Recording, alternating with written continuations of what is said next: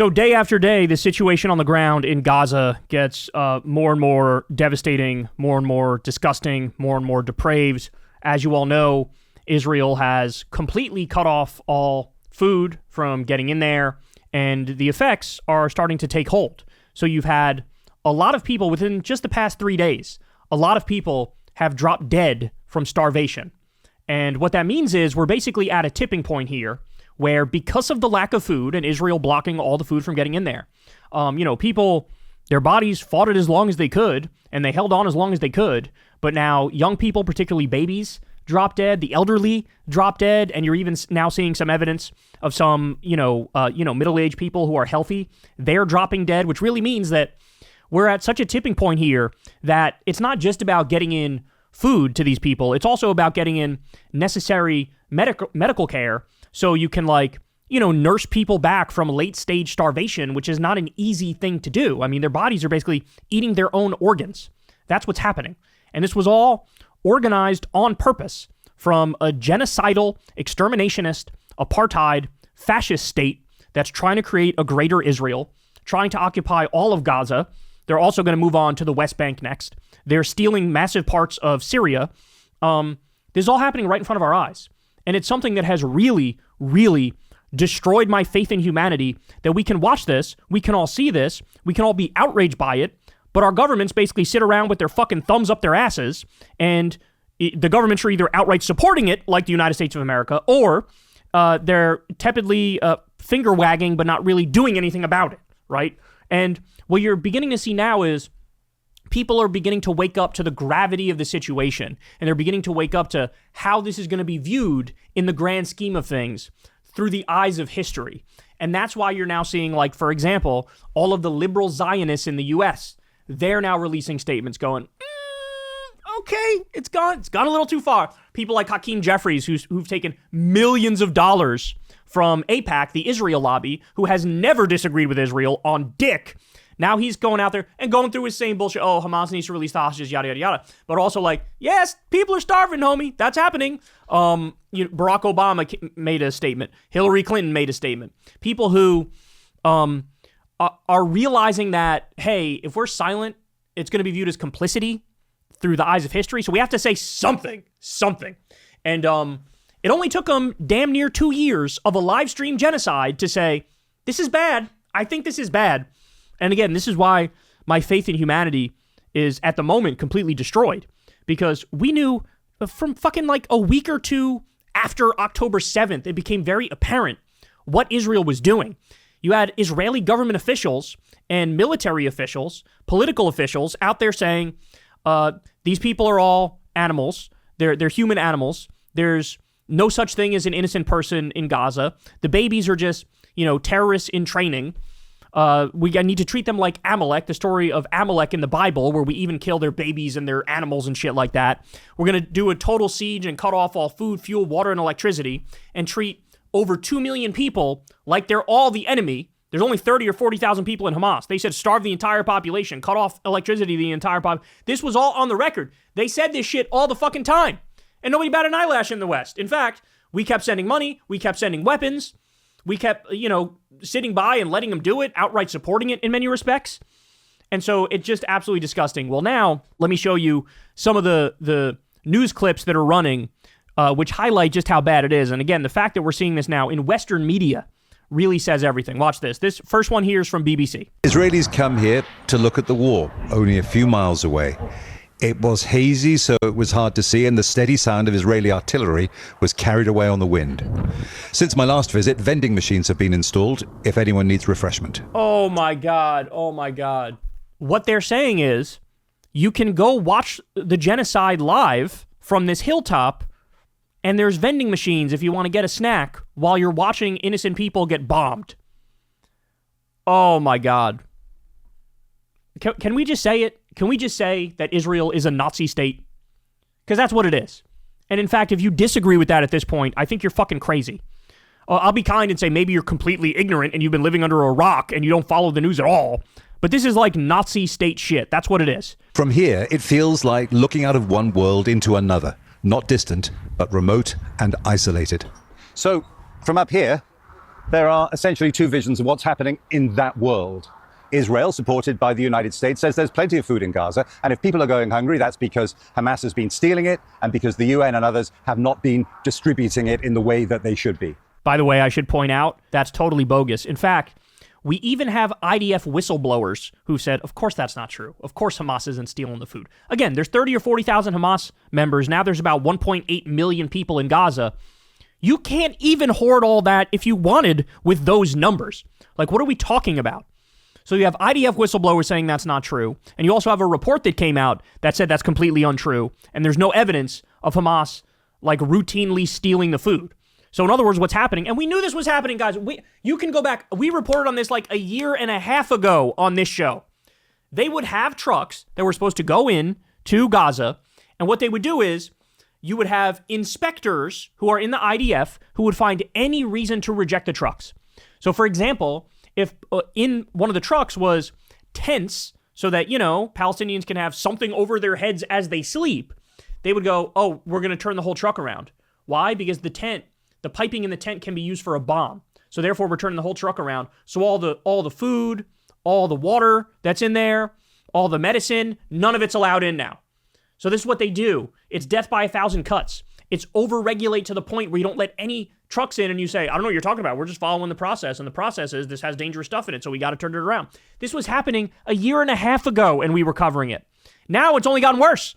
Now they don't even pretend to give a cover story about, oh, certain things aren't allowed in, so we got to turn the truck around. Now they're just like, we're not allowing in shit. By Western governments, including Britain and France, and by aid agencies with decades of experience of operating in war zones, is that Israel's restrictions on the entry and the movement of food and other essential items in Gaza has created a humanitarian catastrophe that means that now people aren't just going hungry. The vulnerable, children, are starving to death. This is not a battlefield, though it might look like one. It's a food distribution point in Gaza. Bullets are kicking up the sand as men wait to get food.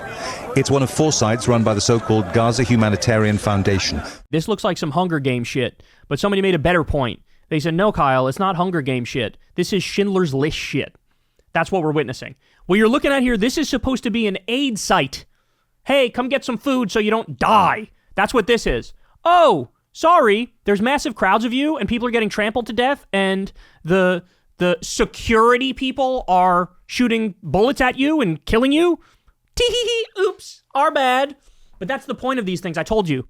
The whole point of the GHF, it's a Mossad CIA op that's trying to aid and abet the final solution of the Palestinians, where they're trying to kill as many as they can. So it's a death trap for a lot of people who show up. And then whoever survives, they're going to try to move them eventually to a place where they cut a deal, whether it be Libya or somewhere else, where the U.S. government is working on negotiations, trying to say, hey, will you accept Palestinians here? We'll give you a subsidy or whatever. Trying to basically bribe foreign governments to take whoever remains of the Palestinians, whoever survives. That's what the GHF is. Because remember, it's not like we had international aid organizations in there doing their job, giving out the food, giving out the water, giving out the medicine.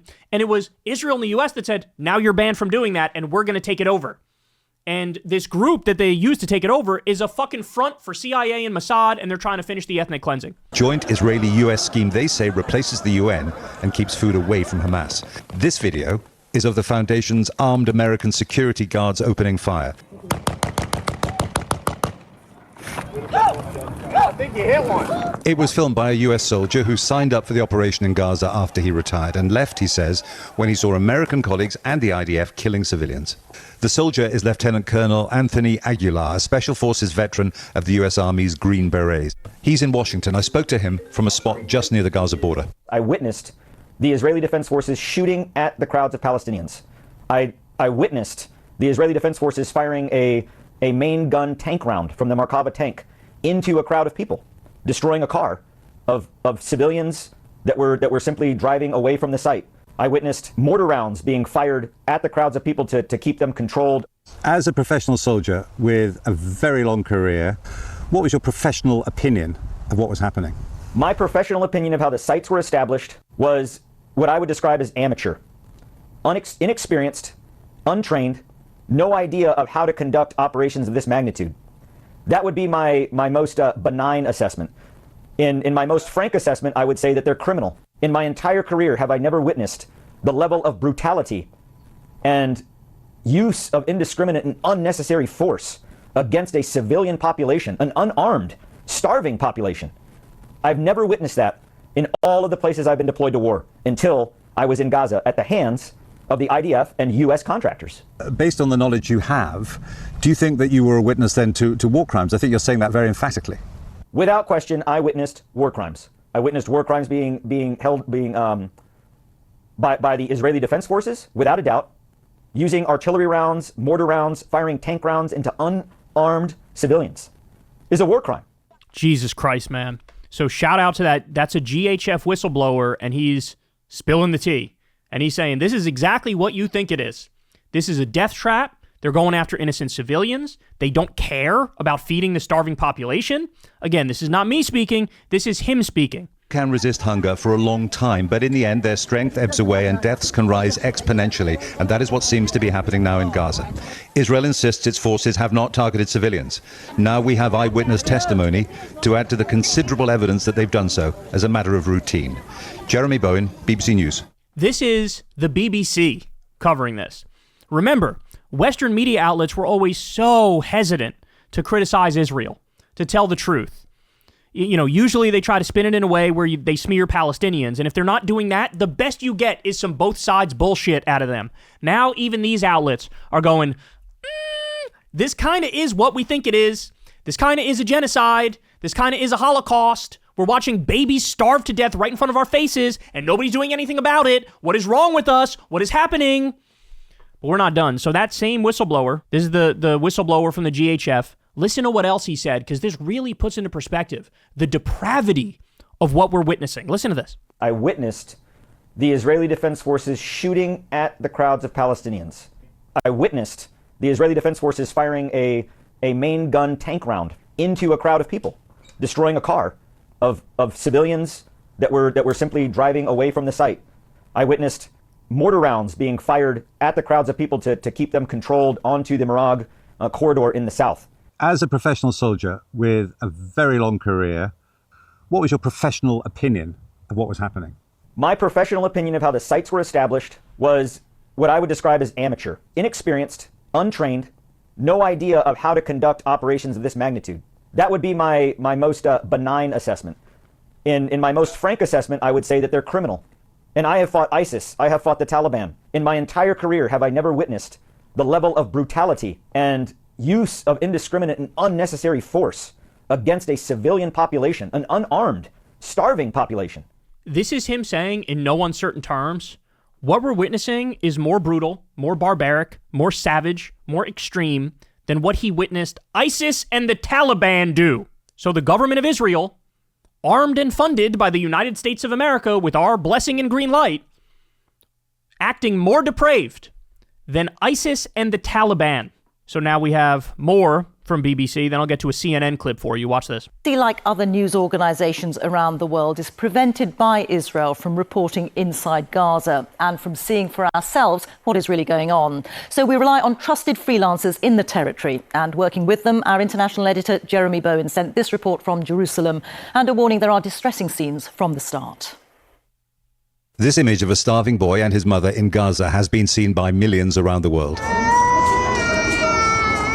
His name is Mohammed, he's 18 months old, and he weighs 6 kilos.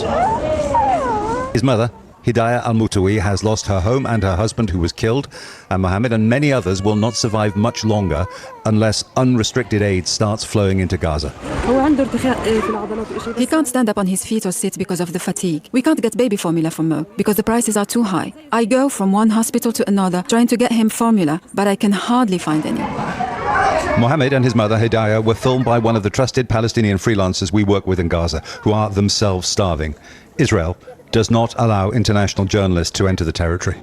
By the way, I told you on the last show, there was a joint statement from BBC and like 4 or 5 different, the AP, the AFP, all these different news organizations, and they all said in no uncertain terms, we have workers of ours on the ground, the freelancers in Gaza, our people are starving to death.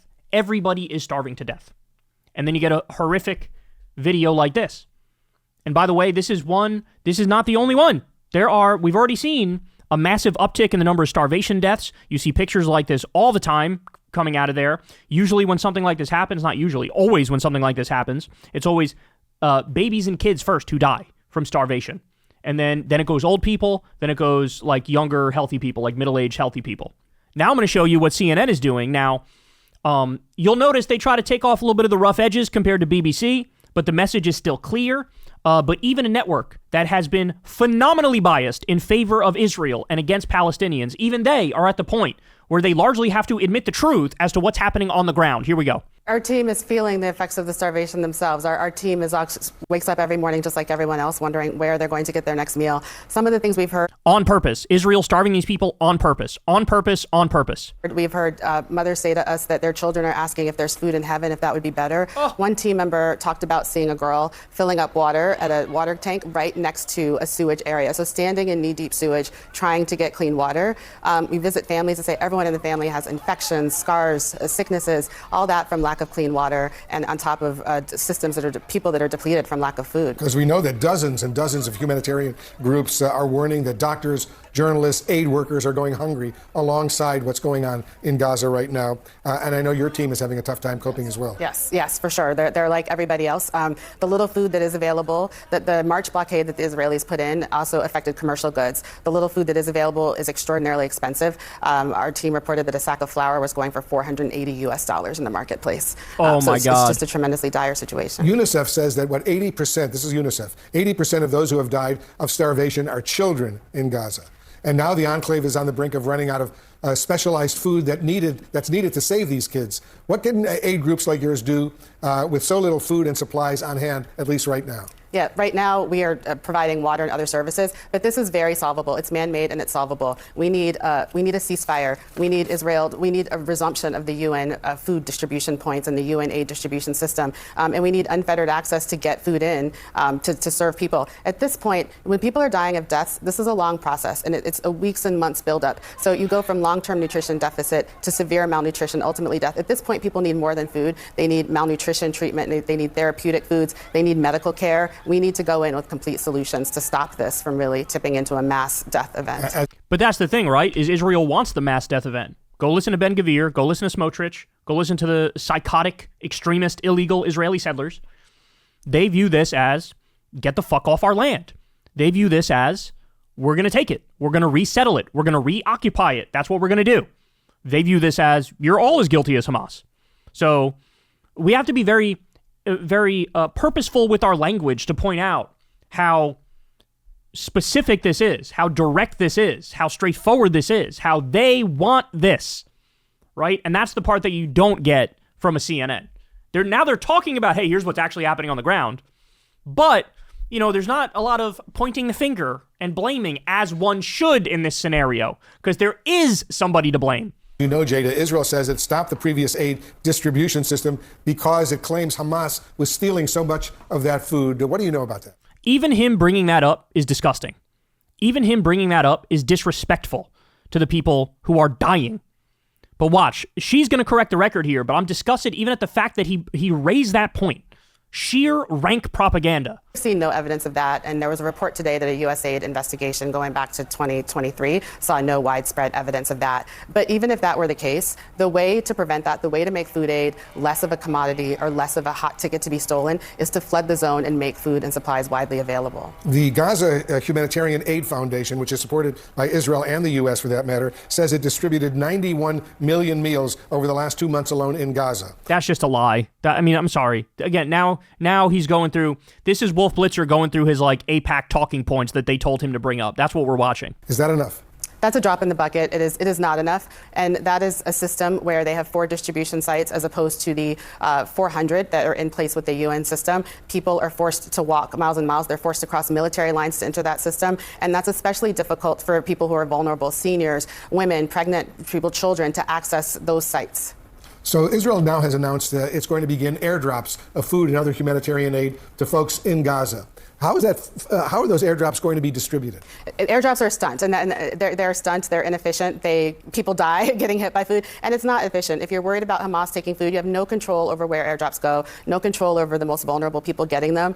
And the solution's just very easy. Open the borders, let aid in, let aid agencies do their job, let us do our work. Airdrops, it's a stunt. It's not meant to seriously address the issue.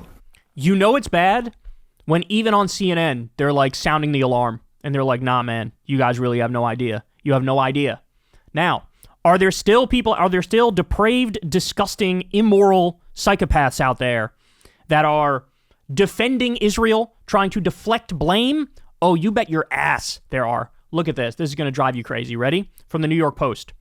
Viral images of starving Gaza boy don't tell the whole story because he suffers from genetic disorders, critics say. I have to watch what I say at this point in the video because I could get banned. I could get banned off Twitter. I could get banned off YouTube. If I say what I really want to say and what every fiber of my being is telling me to say, man, I would be in trouble. So I'm going to have to reel it in a little bit here and point out, how about the hundreds of other pictures of starving, emaciated babies who are literal bags of bone? How about the people who have already died? A third of the people who've died in Gaza from starvation died this month because we're hitting the fucking tipping point now. How about that?